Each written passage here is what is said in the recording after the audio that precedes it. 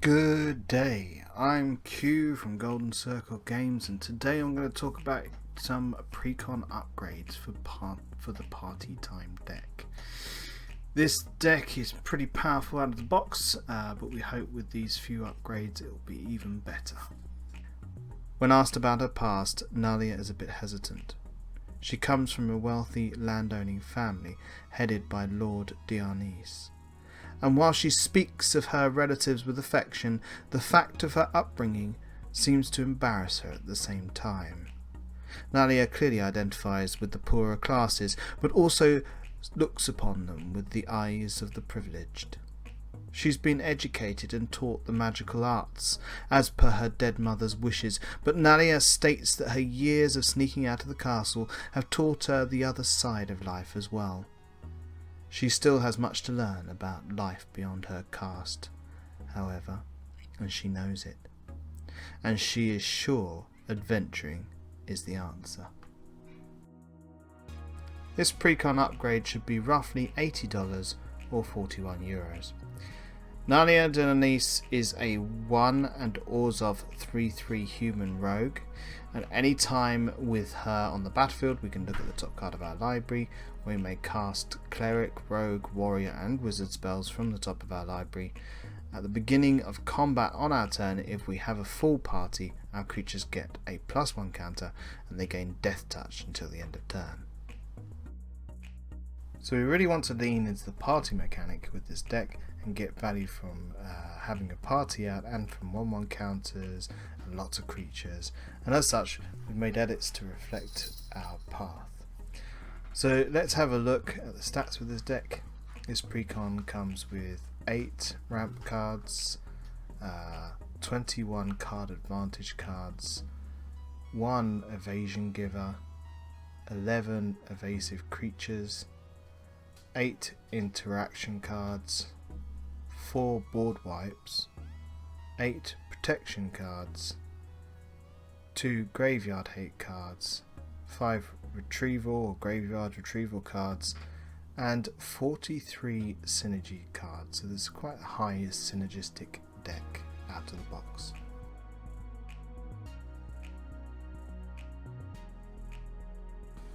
So removing Butcher of Malakir.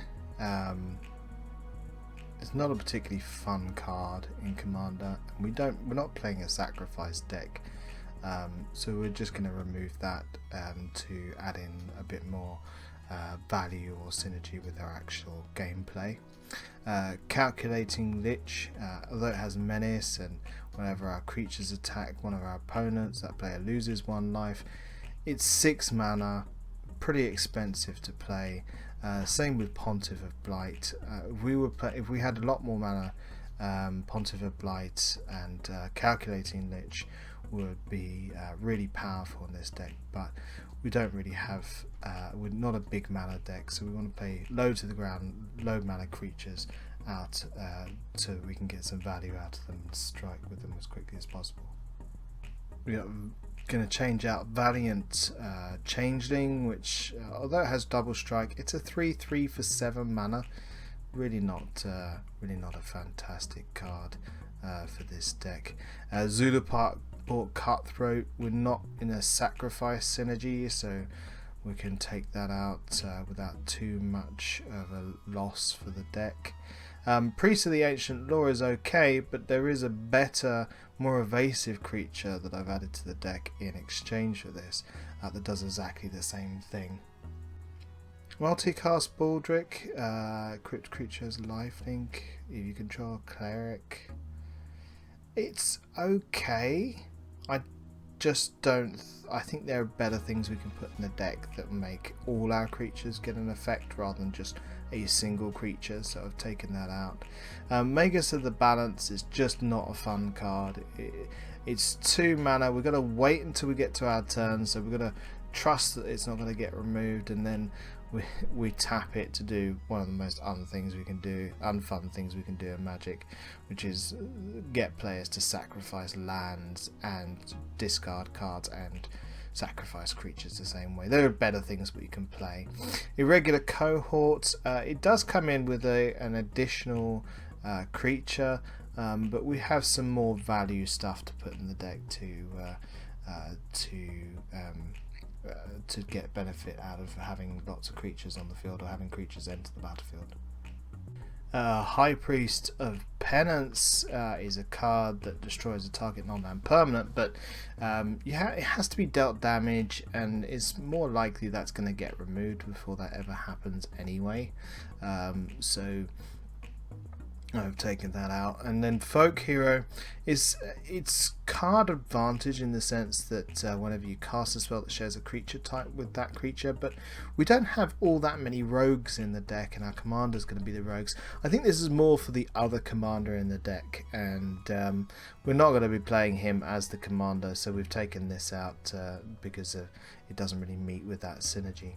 Ferger's Retribution creates a 4/4 white angel warrior creature token with flying and vigilance.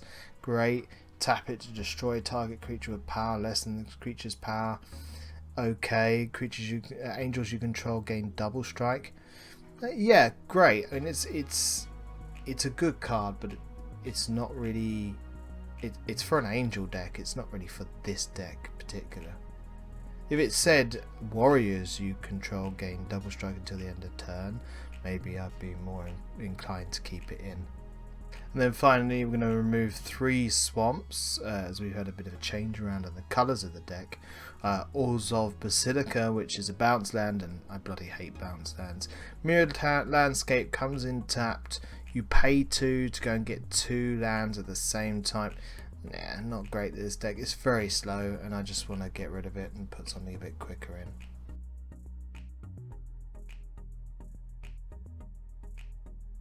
Alright, so cards to add. We've got Charcoal Diamond, which enters the battlefield tapped, but only costs 2 mana, and we can tap it for a black. Same with Marble Diamond, costs 2 mana, enters the battlefield tapped, but we can tap it for a white.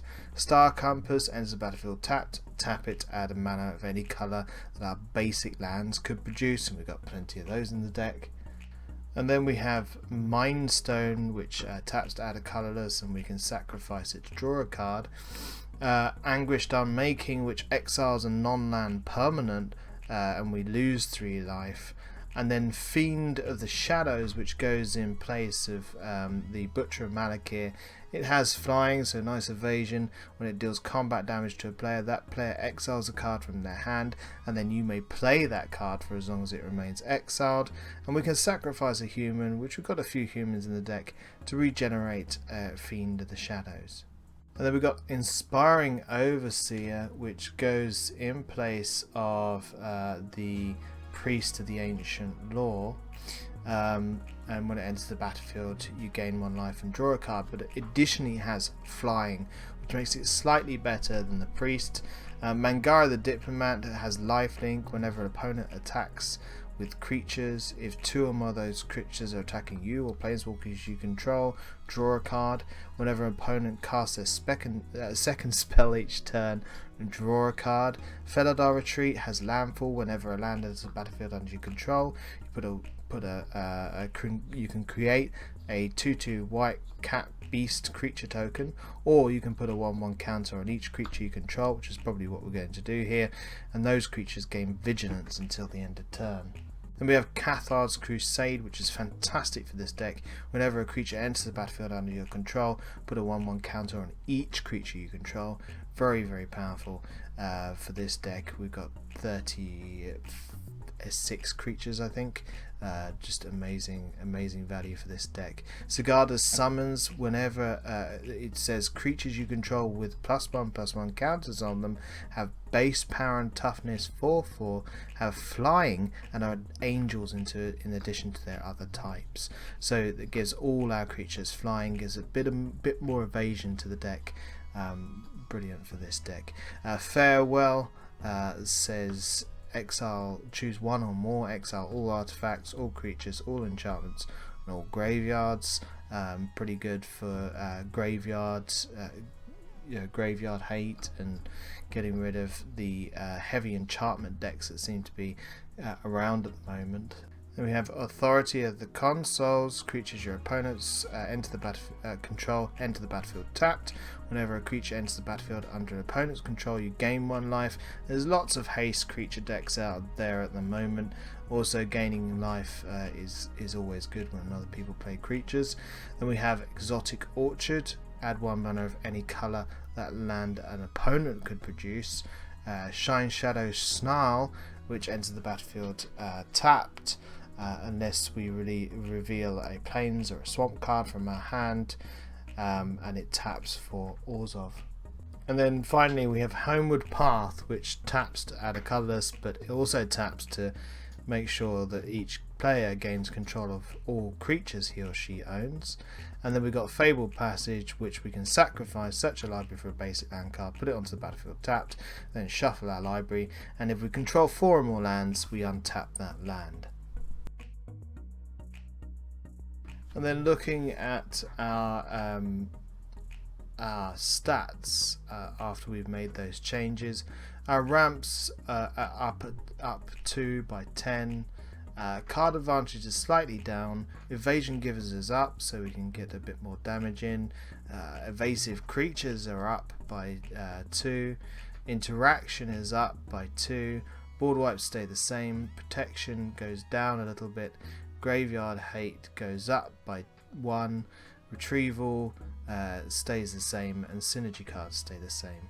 But it gives us a little bit more balance without sacrificing the overall speed and effectiveness of the deck.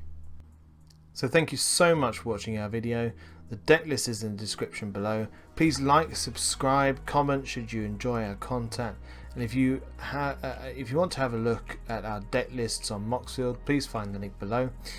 We also have links for our Discord. Come play games with us, enjoy free content for visitors to the channel, which will be upcoming soon. We welcome all players to our community from all walks of life, so please feel free to come and introduce yourselves. We look forward to seeing you there. Good luck and goodbye.